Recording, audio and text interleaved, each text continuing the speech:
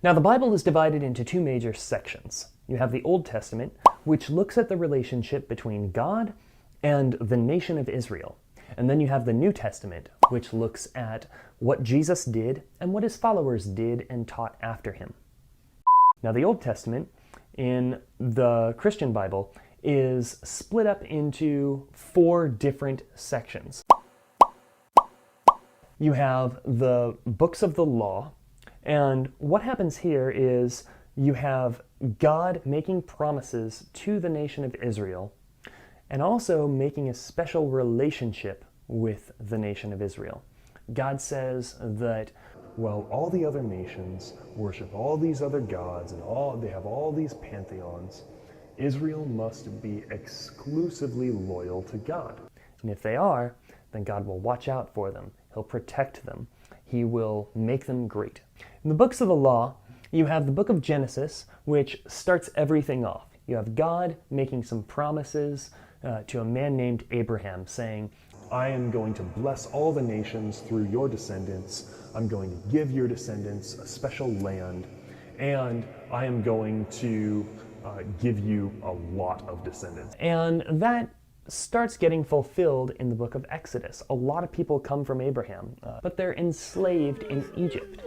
So God sends a prophet named Moses, and he goes and he leads the people of Israel out of Egypt and takes them to this mountain where they make this pact with God. And that's where God says, I will be your God, and you will be my people. Leviticus deals with some of the particularities of what it means to be the people of God, because God is a very, very sacred and very powerful being. And if people were going to be in close proximity and close contact with such a powerful being, then they also needed to be sacred. Holiness is what the book of Leviticus is really about. The book of Numbers gets its name because at the beginning of the book, Moses counts all the people, and at the end of the book, Moses counts all the people again, because a lot of people died between those two countings. Right before they enter the promised land, though, Moses gives this big speech in the book of Deuteronomy. And Deuteronomy means second law because this speech is essentially Moses telling people, you're going to enter the promised land, and you need to remain loyal to God. You need to remember the law. So Deuteronomy means second law because in many ways it's the second time that the law is given to the people of Israel. The books of history talk about how that relationship plays out, and it does not go so well for Israel. Joshua was Moses' right-hand man, and he leads the people into the promised land after Moses dies. And they occupy it. They all, set up their residences and territories in the promised land, and everything's good.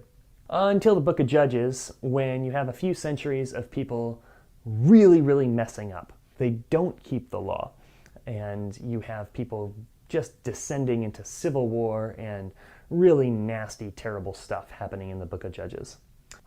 In the book of Ruth, though, you have one person who is not an Israelite, a woman named Ruth, who is so loyal to her mother-in-law, who is an Israelite, that she converts to the Jewish faith. She moves back to Israel with her mother-in-law named Naomi and starts a new family there with her and a man named Boaz.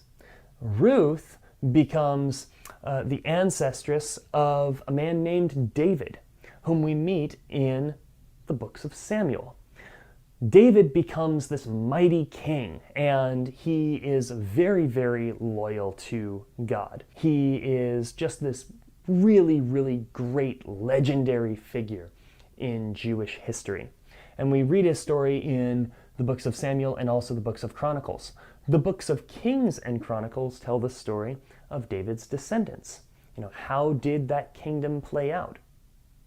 And it didn't play out so well, because after David died, just kind of the same sort of story. Like you have Moses and Joshua dying, and then in Judges, everything starts crumbling. David dies, and then things start devolving in Israel as well. The people, over the course of a few centuries, abandon the law. They are no longer loyal to God, and so they are carried away into captivity. So you're seeing that we had a section before we meet David, just this pre-kingdom era, and then you have an era when you have a kingdom of Israel. You have King David and you have his descendants. But they go into captivity, but they don't stay there. In fact, they're able to come back a few decades later and they can start rebuilding. In the book of Ezra, people rebuild the temple. And then in the book of Nehemiah, the people rebuild the walls of the city where the temple is. In the book of Esther, you have a brave woman who is not in Jerusalem, and she saves all the Jews from this genocidal plot. It's a really exciting book. The books of poetry have a lot of worship and wisdom literature.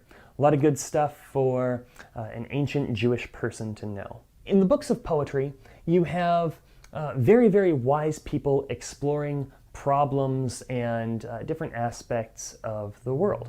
In the book of Job, you have a good person who has some really bad stuff happening to him. So it's a long poem about why does God allow terrible things to happen to good people. In the book of Psalms, this is a book of worship, and so you have 150 different songs and poems that the Jews used to worship God.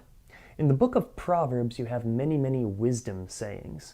These are things that Jewish people would teach to the to the younger generations. Ecclesiastes, this is my favorite book of the Bible. Ecclesiastes looks at what is life really all about, and what's the smartest way or the wisest way of dealing with the hardships of life.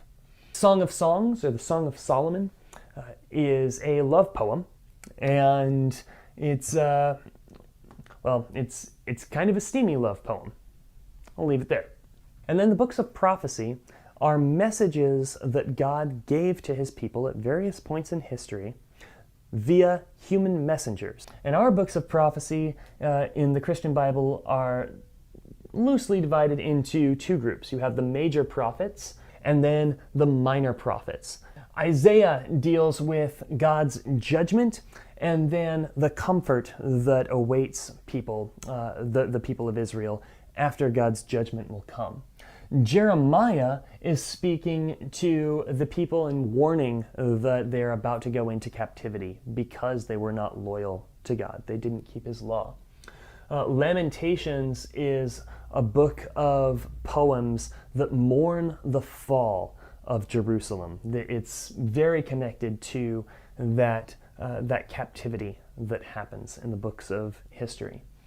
Ezekiel was a captive himself, and so that book deals with messages for the people of Israel during that time. And Daniel has not only a lot of good wisdom for ancient Jewish folks, but some insight into what God's perspective on world empires. In the minor prophets, you have a lot of discussion of how is God going to deal with the people of Israel, how is God going to deal with the non-Hebrew nations, and how is he going to restore the world in peace and justice and order.